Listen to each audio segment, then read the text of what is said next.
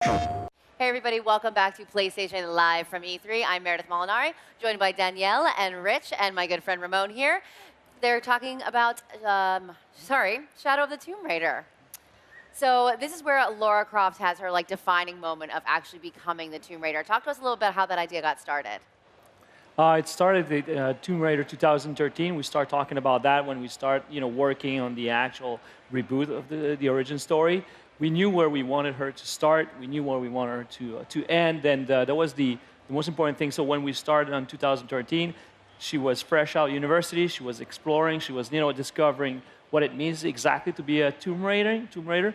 And then on Rise, that's where she really expressed and wanted to go on her own, say, I'm going to be discovering these things. And on Shadow, she's much more experienced, much more mature. She knows what she can do. She knows who she is, and this is where the game is pushing that boundaries. Where we want to go to.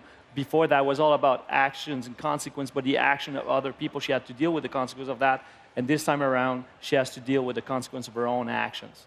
And we can see her in the footage that we guys have released online. We can definitely see she's got some super updated techniques that she's using. Talk to us a little bit about some of my favorite new features is the traversal stuff that she's doing.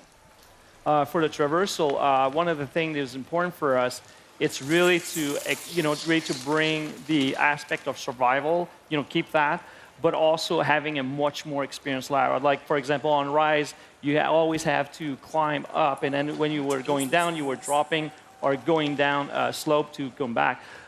So in this case here, we had the rappel down, so really going down, and that will provide a lot more control in terms of how Lara explores, and also the underwater. Which, right, we're going to get to see a piece of this right here. This is so cool. I think what's really important is that since we're showing Lara being the most confident, the most capable she's ever been, we have to make sure we're upping the stakes in every other part of the gameplay. So when you ask about traversal, yes, the world now is pushing back even more. The world is always a character in the Tomb Raider games.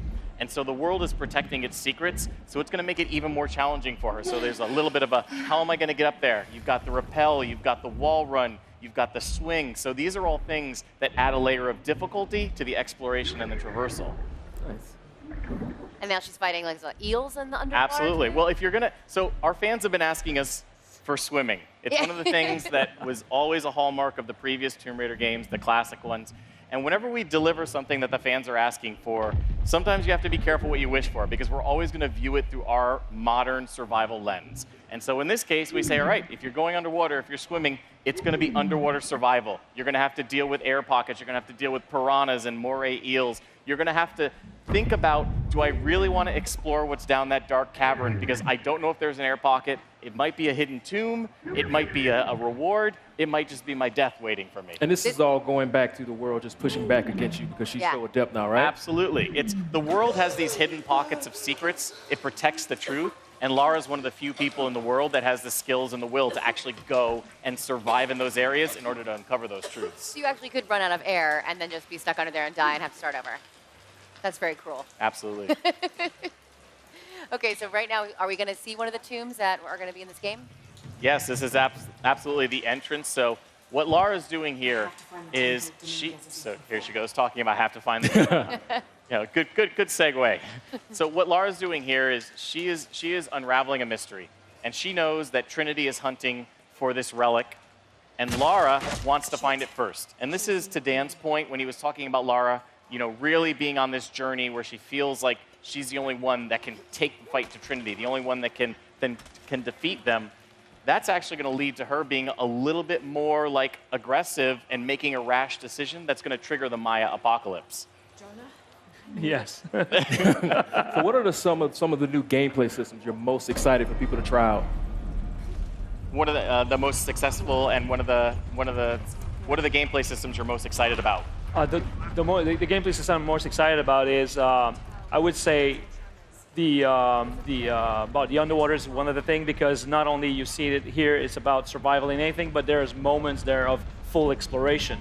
It's scary, but it's full exploration. It's very open, and you can explore. Also, all the system of the hidden city all the interaction that you have with people. It provides a certain depth to the character you've never seen before with interacting with all these people and learning about the culture and learning about the world, because this is going to be the most Tomb Raiding of all the Tomb Raiders of the origin story.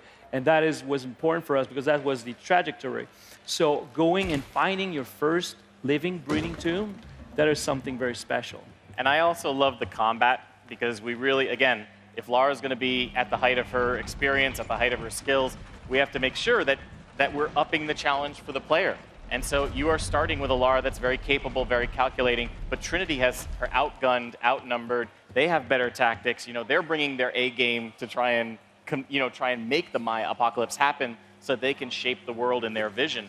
So Lara has to use a lot more tactics, and so we really increase the number of stealth options at your disposal, the number of assault options at your disposal. So you've still got choice in how you play. And one of the things I'm most excited about is, in previous games, if you were in stealth and then you got found, you go into assault and the enemies always knew where you were. You could not get back into stealth, so we've completely overhauled it so that the enemy AI will eventually give up looking for you. So you can hide up in the trees, you can evade them for long enough that they will then go back to their normal patrols, and then you can re-engage on stealth. Well, and the jungle is the perfect environment for that because you see it's so lush. There's all these, high grass you can hide, and then the trees, and you guys climb up there. And then I even saw at one point where she climbs up and has to traverse over a long log and then jump down on her. Absolutely. On her, on the villains. And this is what we call becoming one with the jungle. And there's this great moment in the game where Lara is face to face with a jaguar, and she's focused on it, just intently, okay, this is my threat. And meanwhile, another jaguar is sneaking up behind her, and it gets the jump on her. And she learns this is how the jungle operates. And so from then on, Lara becomes the jaguar woman, where she will hide in the canopy, she will hide in the lush vine walls, strike, and then disappear again. And so this idea of becoming one with the jungle means using it to Lara's advantage, using it to sow fear and chaos with the enemy, and using it so that you can even the odds against Trinity. I even saw at one point she was painting her face all in mud and getting really down in there. But that's the thing. This is the fantasy of becoming the jungle, because disappearing in it, and this is the thing that you were talking about, all the options, this crazy amount of options you can do in stealth. We even redefined the way we were approaching the environment for the stealth, for example. So putting the mud gives you a lot more opportunities for you to hide and to disappear. And that's the thing that is key, because that's the ultimate, for her, the ultimate survival, the ultimate aspect of mastering the environment is all about is becoming that environment. So not only is she going to use the vine walls,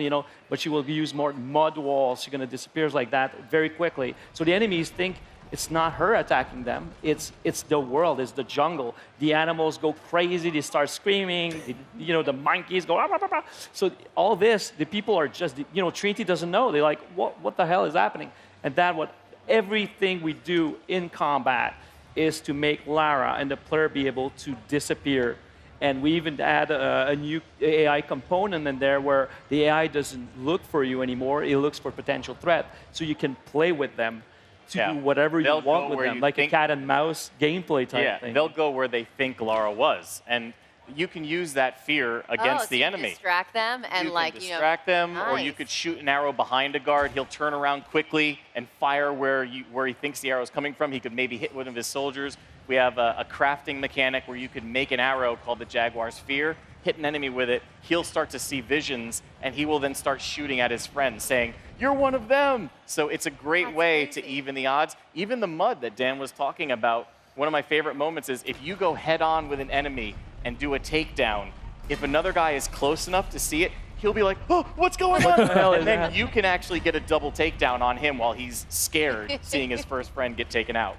Seems like there's tons of options to take down enemies in this version of Tomb Raider. Absolutely. Tons of combat, but again, also, we really wanted to make sure that there was a great balance. We have to up the ante in everything. So we already talked about the traversal, we talked about the underwater survival, but when you talk about the hubs as well, Dan mentioned it's the biggest hub we've ever built in a Tomb Raider game. So yes, we're going to take you on that roller coaster ride, we'll give you the action, but every now and then we're going to pause the narrative, we're going to open up the world and say, okay, explore at your pace. There is tons of side quests, tons of challenge tombs, tons of people to interact with who are going to give you things to do. Social puzzles, which is a new type of experience that we have, where you have to figure out who wants what and help them get it in order for them to help you. Kind of like an RPG mechanic that you're adding into it a little bit? It's not so much an RPG as it is understanding the world and learning how, like a puzzle. You know, we look at a puzzle element in combat, in traversal, as well as in the hubs. How do I make the world do what I want it to do? That's really cool. Yeah, that's really cool. So we're starting to run out of time. What's the one last thing you want to tell everybody out there about why Tomb Raider is going to be the best ever in the franchise? Yeah, I think it's really exciting because for the fans who have been with us from the beginning, they know that this is the culmination of Lara's origin story. So this is Lara becoming the Tomb Raider she's meant to be. It's her achieving her destiny. For the new fans that are coming along who maybe didn't play the previous ones, it's great because the stakes have never been higher. This is the perfect time to jump in. This is the Maya apocalypse. This is Lara racing against Trinity to save humanity. So we're really excited for everybody to experience it on September 14th. September 14th. We don't have to wait too long. Don't wait too long. All right, Ramon, thank you so much for joining me. Danielle, Rich, thank you so much for joining us as well. All right, guys, so Shadow of the Tomb Raider comes out on September 14th. Stick around. We have a lot more coming up on Live at E3. PlayStation